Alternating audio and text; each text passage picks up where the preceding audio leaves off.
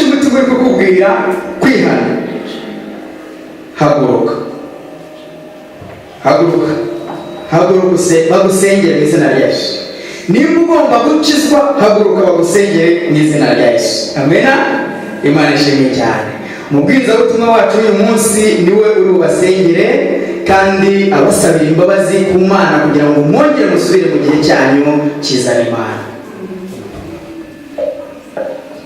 Uwiteka Mana ihoraho, ndagushimiye kubw'ijambo ryawe, ndagushimiye kubw'imitima yose ibashije gukora mu Uwiteka.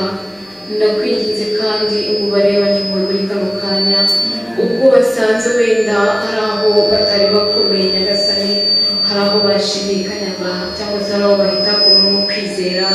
Ndakwinginze ngo ubabarire kuko ariwe imbabazi zose ziturukaho. Ijambo ryawe rirambwira ngo imbabazi zawe zihoraho iteka, niyo mpamvu ushimiye. Ubasanga ubeze kandi ijambo ryawe rihindure byinshi muri bo, ryubake n'ibishyashya Nyagasani kandi rishore imizi muri bo. Ndakwinginze ngo bakomereshe amaraso yawe kandi Nyagasani utange agakiza mu mitima yabo, nuko bakomereshe amaraso yawe ya Yesu Kristo. Ni mu izina rya Nsinzi nizeye.